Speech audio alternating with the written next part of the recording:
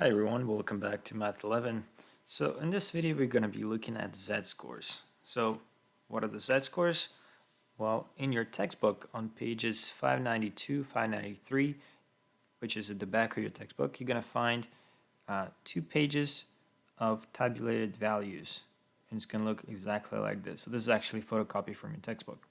So this is the table that you're going to need for this section. So let's take a look at what we learned in the last video. So as a review, we have the average height of males is normally distributed with the mean, so remember mu stands for the mean, of 68 inches and the standard deviation sigma of 2 inches. So it says draw the normal distribution. So we know the normal distribution is symmetric and it's your bell-shaped curve that looks something like this. Okay, it doesn't have to be perfect, but do the best you can to make it symmetric. So down right in the middle is going to be our mean, which is given to us, 68 inches. So we're going to write 68 here. And then, of course, if you remember the rule, 68, 95, 99.7, this is percent here. We know that, for example, we can add more intervals using the standard deviation, and we know what the corresponding values in percents are going to be. So for example, if I add 2 inches, which is my standard deviation, so if I do my mu plus 1 standard deviation, I'm going to get 68 plus 2, which is going to be 70. And then if I do plus 2 standard deviations, which is going to be 68 plus 2, in this case times 2, because the standard deviation equals to 2, which is going to be 72. And so on. So you can do the same thing. You can do the positive and negative side. So let's just finish the positive side. So 3 times 2 is going to be 6, which is going to be 74. So this is the positive side. So for example, on this side, I can say, okay, plus 2 is going to be 70, plus another 2 is going to be 72, and then plus another 2 is going to be 74. Maybe that's even easier than going through these steps on the right. So basically, we did our positive side. So let's do the same thing on the negative side too. So 68 minus 2 is going to be 66. 66 minus 2 is going to be 64. So that's 2 standard deviations. 64 minus 2 is going to be 3 standard deviations. So we roughly created a normal distribution that corresponds to this mean and to this standard deviation. Now the shape itself, I don't know whether it's spread out and really wide or it's really skinny. This is just a sketch. If you want to see the actual shape, you probably have to use technology for this. So either a graphing calculator or Desmos will actually create a proper graph that's exactly like it should look like.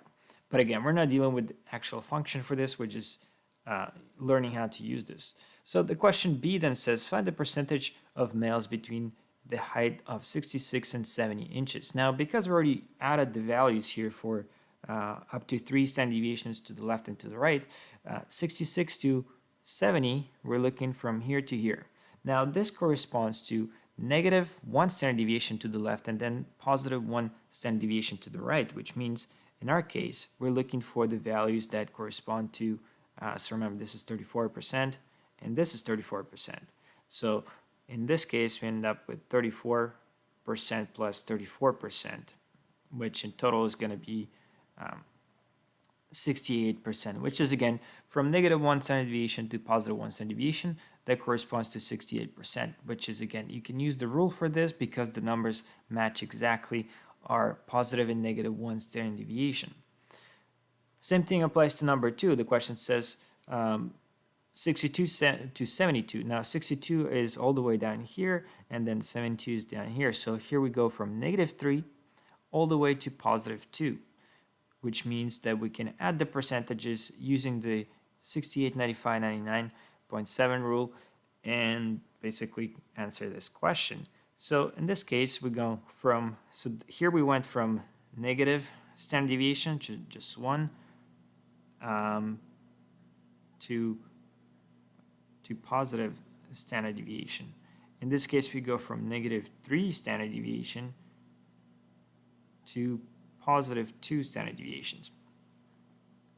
So you can either add the percentages, or, I mean, there's multiple ways you can do this. As long as you remember the 68, 95, 99.7 rule, you can do this in multiple ways. You can say, okay, well, the whole middle part within this 2 standard deviations is 95%.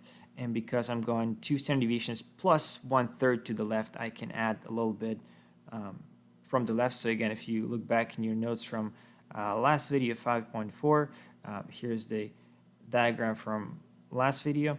We can see that 3 standard deviations that correspond to 2.35%. So what we can do, again, use this as reference, or again, you can calculate each interval again yourself.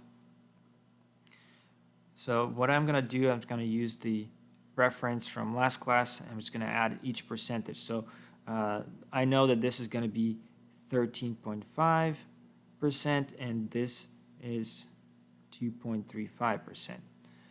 Okay, so I'm going to add all the percentages together. So I have 2.35 plus 13.5 plus 34 plus another 34. So now I'm going past the mean. So I'm on the right side of the mean. So from 68 to 70. And that's it. So I think I had to stop here. No, 72. I had to go one more. So that's going to be another 13.5 here. So plus another 13.5%. So that's going to be my total percentage that will correspond to -3 standard deviations all the way to +2 standard deviations. So if you add all of these together, you will end up with, so notice here that these 4 values, they go from -2 to +2. So this corresponds to 95%. So like I said, that would be another way of doing this. And of course, here you just have the 2.35%. So you could have just done this and said, okay, this is going to correspond to 97.35. So that would be one way of doing it. Another way would be to just add them all together. You're still going to get the same answer, of course. So either way, you're going to get the answer of 97.35%. So almost 100%. Not quite, because we are missing a little bit of the area under the curve, but for the most part, most of the people are going to be within that interval. Now, the next question is, how do we find the percentage of males between 65.8 and 71.3? Now, this is not exactly on the standard deviation value. So if you look here, 65.8, that's going to be somewhere between 66 and 64, right? So it would be somewhere, let's see, let me draw a different color. It'd be somewhere here. So 65 would be right in the middle. So 65.8, that's going to be really close to 66. So it'd be somewhere here, right? And then 71.3, 71 is going to be right there. 71.3 is going to be somewhere there. So we're going to have this area that should be over 68%, because it covers definitely 1 standard deviation left and right. So it should be over 68, but less than 95, because it doesn't cover exactly 2 standard deviations. So we can estimate. That's the best we can do. So how do we find the percentage? Well, we can estimate using, we can only estimate if you want to use the 68, 95, 99.7 rule. So we can have an approximate answer, but we won't be able to get the exact answer. So we can only estimate using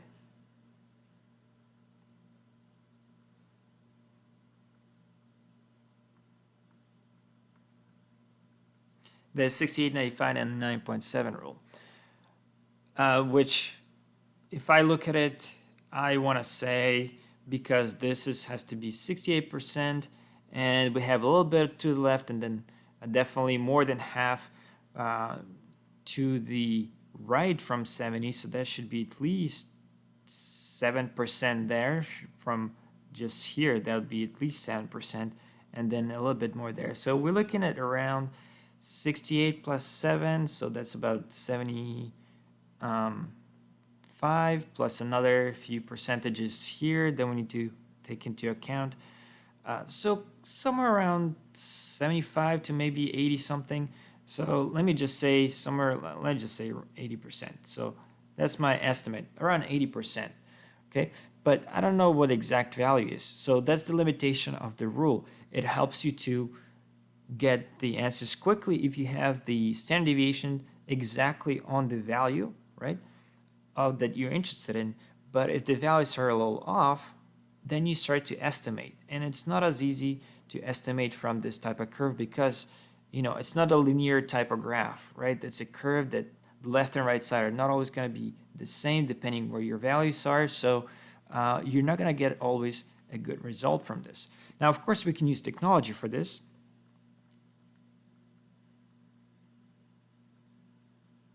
So whether it could be a graphing calculator, or you can use a computer like Desmos, or your phone, whatever. So there's lots of apps that can do this for you. So that's great. Technology will definitely give you an answer, a very good answer. But in case you don't have technology, and before, not so long ago, people didn't have technology readily available. So for example, when this textbook was printed, people didn't have smartphones yet. So what we can do is use a z-score table, which basically is a table which people have gone through pretty much every small interval up to 2 decimals, and they tabulated all the values. So you can use a z-score table.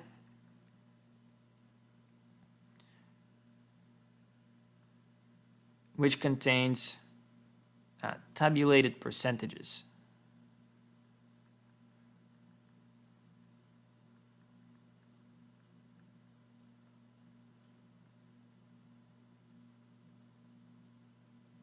Now, some tables might be accurate to 2 decimal places, other tables might be accurate to 3 decimal places, but generally speaking, 2 decimal places is the most common type of z-score table because that's normally going to give you enough accuracy that you don't really need any more than that.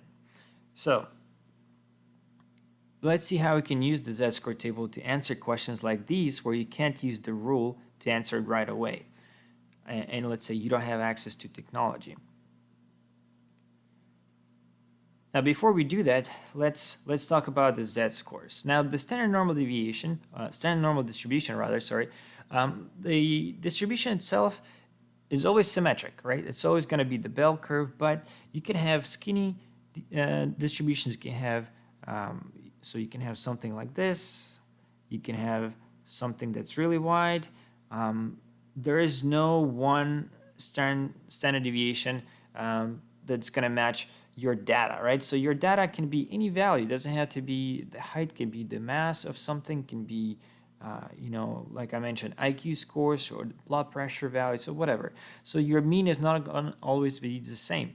So what we can do is take all of these curves they get from your data and then what's known as normalize it. So basically we're going to scale it down to one standard shape that corresponds to the values from the z-score table. So then we can use the z-score tables to find the percentage values. So we're going to standardize these or normalize these. And I'll post a link to another video that actually talks about the process of normalizing. I mean, of course, I'm going to go over it here, but just for more information. So we can normalize these.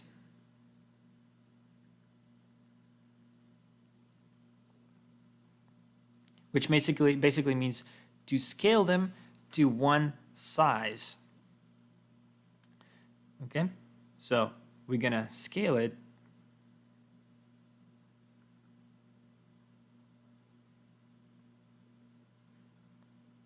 so that the area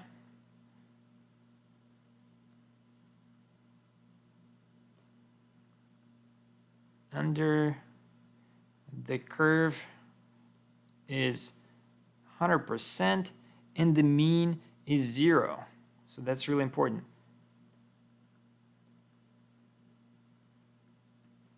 Okay, so your mean, for example, here the mean was 68 inches, right? And standard deviation is 2. We can scale it down so the mean is 0. And then your standard deviation is going to be just 1 sigma, 2 sigma, 3 sigma to the right, and then -1, -2, -3 to the left. So that's what we're going to try to do. We're going to normalize our data so then we can have the standardized bell curve where the mean is 0, and then you just go plus minus 1, 2, 3, 4 standard deviations left and right. Now the way we can do this is the following. So given any set of data, we can normalize the data points using the following formula. So the formula is z equals x minus mu over sigma. So x is your data value, okay, that you're trying to normalize. For example, in this case, our 2x values that we have in this question, these are x values, 65.8 and 71.3. So those are the x values that you would plug in here. So again, we're going to go from the x values from here to the z-scores, because the z-scores is what's going to be on our scaled version of the normal distribution, where the mean is going to be 0, and then you're going to have +1, +2, +3,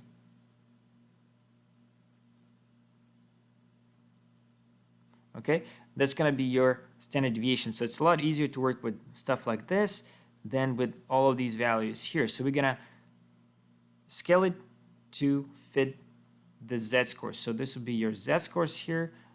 Up here, you have your x values. So for example, x values are your data values. Your z-scores are going to be the normalized or the standardized values. So again, the z is going to equal to x minus the mean over sigma. It's pretty simple. Now, you should be able to manipulate this equation to solve for other values, because some other questions in your textbook are going to ask to, let's say they give you the z-score, they ask you to find the mean, or ask you to find the sigma, or ask you to find x value. So make sure you're able to manipulate this and solve for any other variable in this equation. So for example, if I solve this for sigma, so this is one equation that you need in order to go from x values to z values. But let's say, like I said, you might be given the z value and you asked to then in the question find the x value. So you had to be able to manipulate this. So for example, let's solve this for every other variable. So let's solve this for sigma, for x, and for mu, because you might need this equation later on. So if for sigma, for example, let's say you want to know the standard deviation, and you know everything else but the sigma, you know the z, the x, and the mu, then in this case, sigma is going to equal to x minus mu over z, right? So that I basically just swapped the sigma and the z here. In this case, you can think of it as cross multiplication. You can think of it as the opposite operations. Whichever way you want to do it, this would be the equation for sigma. Now, the other equation we can have is the equation for mu and equation for x. So for x is probably one or the other. The second probably most useful one, because a lot of the questions will ask you to then go from z-score table to the x to the x values. So here, if you're solving for x, we need to multiply first sigma times z and then add the mu. So you're gonna get z times sigma plus mu. So that'll be your equation for x. And then if you solve this for mu, we're gonna have x minus z times sigma. All right, so if you wanna double check my algebra here, make sure you go through the steps of opposite operations and derive these equations yourselves. But for now, I just wanted to have him on here in case in some of the practice questions you asked to find one of the other variables. So again, make sure you're able to manipulate this equation to solve for other variables. So again, I'm going to make a note here. Make sure you can manipulate this equation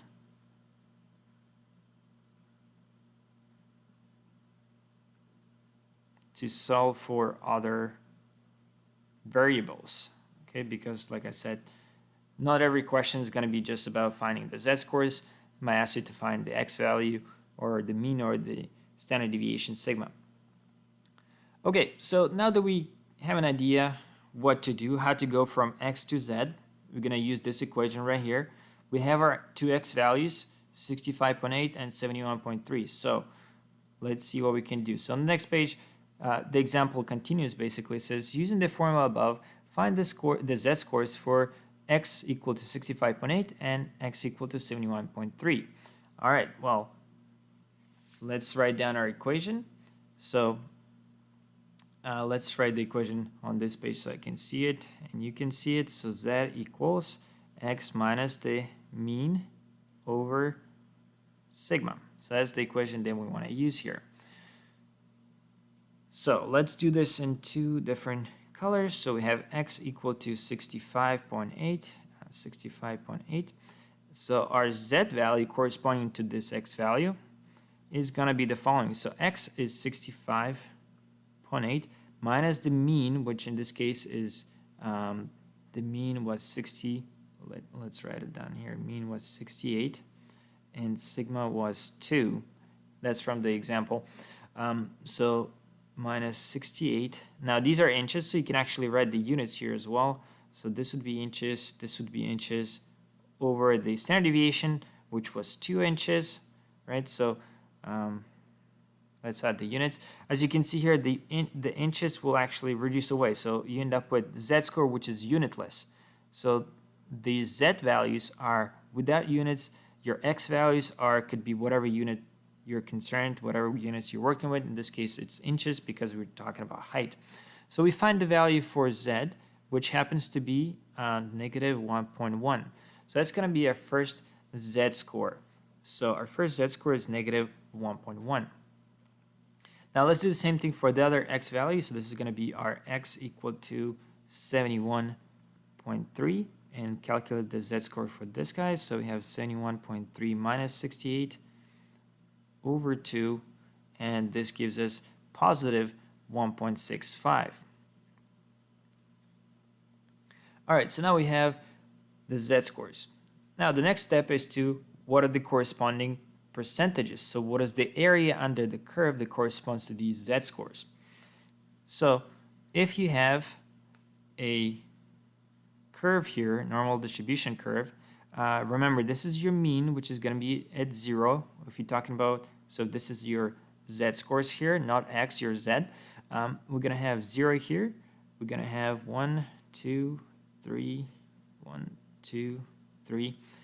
So this is going to be plus 1 sigma, or plus sigma, plus 2 sigma, plus 3 sigma here, right? And in this case, we don't really need to write the sigmas, I guess. We just write 1, 2, 3, negative 1, negative 2, negative 3. Of course, we have negative 4 and positive 4 here.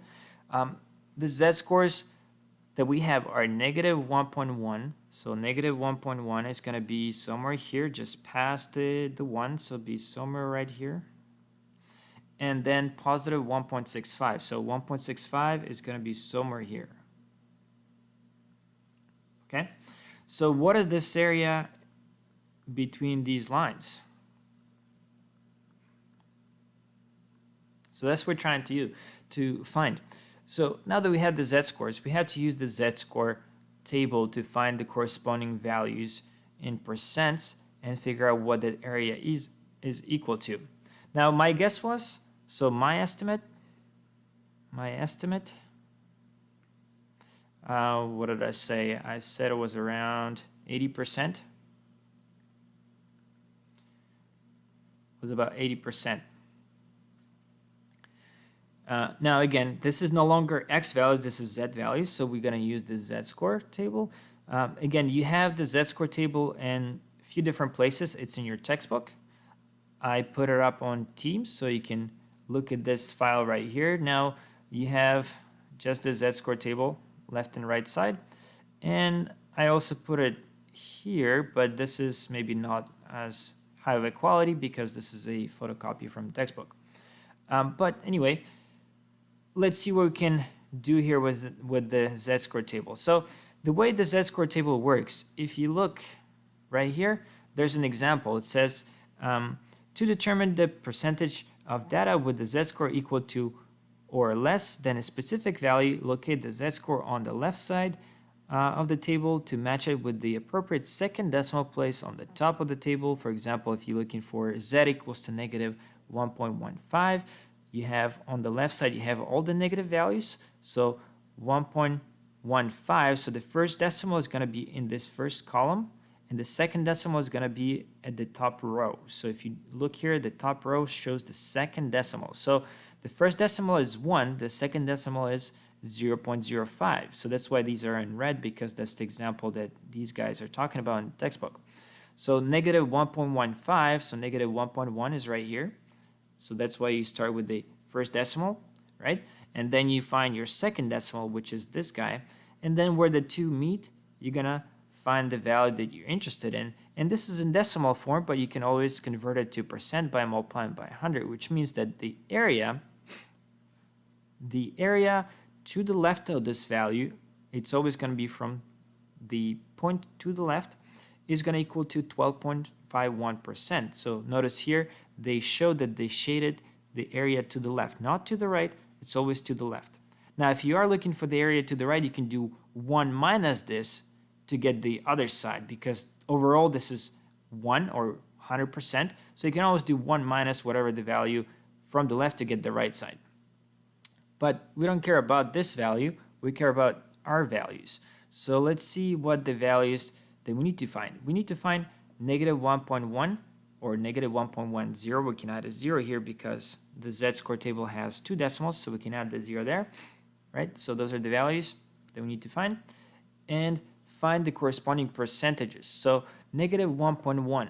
So let's go back to the table here, negative 1.10. So negative 1.1 is the same value that is shown in this example in the textbook. So we're going to start there. But the second decimal is 0 because it's negative 1.10. So we care about this value. So that means that we're going to go to this number right here. So that's going to be the first z-score value that we need to introduce into this in this question. So 1357. So 0.1357 is what's going to go right here. So here we're going to write the z-score table. So z value, let's just write it here. This equals to 0.1357, or if you write it in percent, basically multiply by 100, you get 13.57%. Okay, so the way to read this, the P stands for probability or percents. You can think of percents of the z-score or the z value be less or equal to negative 1.10. So again, if we split this into 1, 2, 3, 4, wasn't really good. So let me do this again. 1, 2, 3, okay. 1, 2, 3, and then the fourth would be somewhere there. So here we're talking about negative 1.1. So again, the value would be somewhere over here, just past the 1. So this area to the left, so this is our negative 1.10. So these are our z-scores. This corresponds to percent of, or to 13.57%. Okay. Now let's do the other one, the z-score of 1.65, positive 1.65. So again, I'm going to go to the table. Now the positive side is on the next page. So 1.1. So let's start with that. The first decimal, 1.1.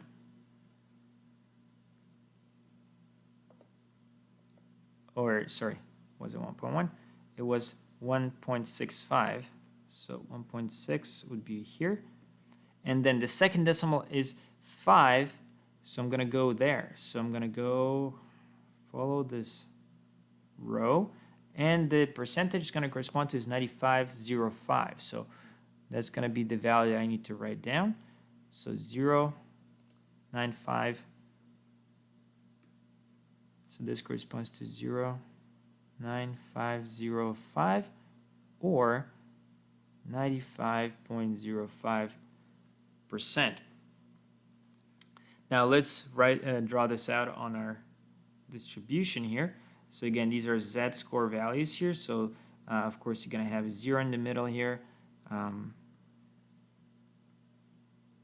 0 is going to be 1, 2, 3, 4, -1, -2. I can add the numbers here as well. So 2, 3, 4. Sorry, the 1 kind of don't have room there. This is going to be 0 right in the middle. So in this case, on the positive side, 1.65 is going to be somewhere here, like I said. But now again, this is the z-score value, so be somewhere here. So this is going to be the 1.65 value. Now the area again is whatever is from this value to the left. So that's how the z-score values are arranged. So they tabulate the area that's to the left of that value. So that means that we're looking at all of this area, which corresponds to 95.05%. Okay? So how do we find the area between? Well, you have the bigger area, and you have this bit to the left of the small area. So because we're not concerned about this area to the left, we're not concerned about all of this area. What we care about is the area that's going to be somewhere between the 1.65 and -0.1. We care about this area, right? We have to subtract this guy from this guy to get the area that we care about, okay? So let's write down the corresponding decimals one more time down here. So again, for -1.10, we found the values to the right, where again, you can do this either in decimal form or in percent form. It's up to you. Eventually, you have to change it to percent form. And then for 1.65, we got 0.9505. Again, because we're looking for the area that's in the middle, we'll have to subtract the 2. So the last part that we have to do is, well, what is the percentage between -1.1 and 1.65? Well, we're going to take our area of the bigger one, 0.9505, subtract the smaller one, 0.1357, and we're going to get 0.8148, or if you change it to percent form, so you multiply by 100, you get 81.48%. So that's the actual value, or at least much more accurate value, that corresponds to the heights of what we started with, between 65.8 inches to 71.3 inches. So my estimate was 80%. The actual area is 81.48. So I was pretty close, but again, wasn't exact. So we can also, of course, use this, like I said, for any other values. You can have values between just negative numbers. You can have values just between positive numbers and using the z-score table. But it allows you to find values where the rule of the 68, 95, 99.7 doesn't give you an answer right away. So instead of guessing, we can use the z-score table to get the answer. Now, just to show you that you can also use technology for this, again, you can use Desmos. So quick demonstration with that. So if you go to Desmos graphing calculator, and again, you go to the keyboard and you click on functions and you click on distribution, and you're going to click on the normal distribution, it will ask you for the mean and the standard deviation. Now, if you're working with the graphing calculator, you don't have to convert it to z-score values, of course. You just use the data that's given in the question. You're going to use the mean that's given in the question. You're going to use the standard deviation that's given in the question. In this case, the mean was 68 inches. So I'm going to input the mean, comma, enter the standard deviation, which was 2. Again, remember you had to click on the plus here if you want to see the graph. Now, in this case, we don't really not concerned to seeing it, but again, it's always good to see it. You're going to click on the find cumulative probability, and you're going to input your values. So you're going to input the value that we wanted to find. For example, here we're trying to find, again, values which were between 65.8 to 71.3. So 65.8, 65.8. So that's going to be our limit to the left, to 71.3, which is our limit to the right. And as you can see here, we see the area shaded right away, and it shows you the percentage. It shows you the decimal values. It's 0.81486.247. So it shows you a lot more decimals, of course. The z-score table shows you only 4 decimals in total, because that's the accuracy that those are designed for. But of course, with technology, you can get a better answer. So the answer from Desmos is this one right here. So if I copy this, if you look at our answer that we got here, let me paste down this answer. So this is from Desmos. So which is pretty close. Of course, we have 48. They have like another 6 decimals there. So that's from Desmos calculator, right? So that's a little more accurate. So anyway, make sure that you read through the textbook, because the textbook goes through the steps how to convert, again, from your data points for your x values to z-score values, and how to use the table in more detail. So after you read the textbook, make sure that you do the practice questions. And like I said, for some of these questions, you can use the graphing calculator for, and in some questions, you may have to find other stuff, not just the z-score value. So we're in chapter 5. This is the second last section, 5.5. So make sure you read pages 255 to 263 and do questions 1, 2, 3, 12, and 16. Now there's 5 questions. So for some of them, you might have to use Desmos to help you with the math or check your answers. If you have any questions, like always, make sure you post comments on Teams as a reply below the video. All right, so again, this is pretty much the end of this chapter. So we have one more chapter to go, and then we'll have another assessment at the end.